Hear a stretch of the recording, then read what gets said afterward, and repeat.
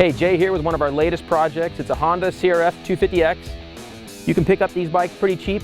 Honda's kept them the same since 04. 04 to 15, same bike. So we know the bikes pretty well, real easy to work on. They last really well. Good overall bike. We're gonna show you everything we do to these things to keep them running good. We trail ride these things all winter here in California. It's a good little bike. So one of the best things about the Honda is the motor. Very durable and strong. Stock, these bikes are a bit choked up. So one of the first things you want to do is open up the airbox. You can check out our airbox video below or in the link to the story. That video shows you how to open up your airbox and some good jetting to get started with. Next, the motor. The bottom ends on these bikes hold up really well. If you change the oil regularly, you shouldn't have to worry about a bottom end for a long time. Top end, we like to get a little bit more power. So we have the Hot Cam Stage 1 camshaft, as well as a Cylinder Works 256 kit. Just 1 millimeter more, gives it a lot more grunt, a lot more power. These bikes run pretty good with that jetting, opened up airbox, and this simple big bore and cam. FMF stainless steel pipe with a Q4 muffler. Great addition, works really well, and still very durable. With the Dunlop tires, since this is an off-road bike, we went with an AT81 front, which works in a wide range of terrain.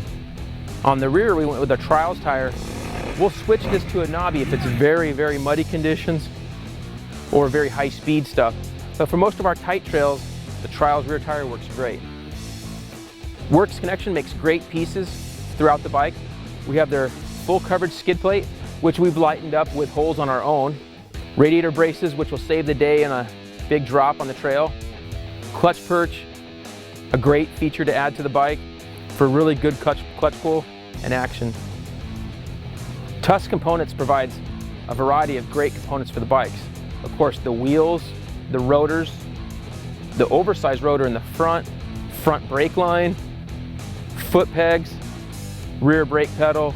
Tusk is a big supplier of good quality components throughout the bike. One little soft spot about the engine can be the clutch durability in a Honda 250.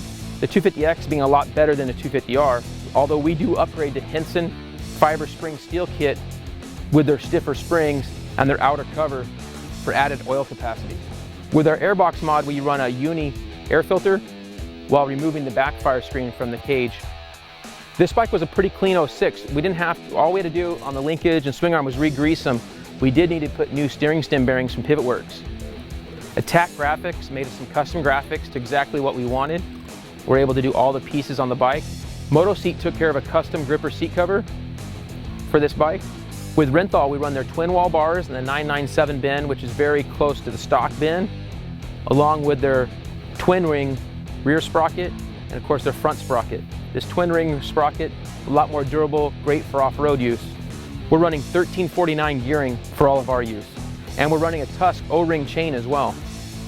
For off-road use, we found that the Cycra handguards, wraparound guards, make it so that we can go in through any types of crashes, survive them, not bend up any clutches or brake levers.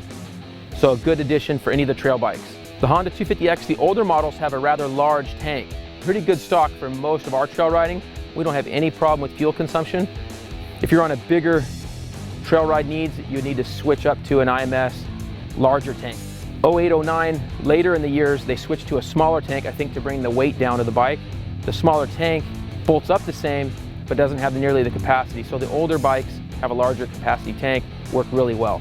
Trail Tech to help us with the lighting, we added our X2 light, a little bit more powerful than the stock one.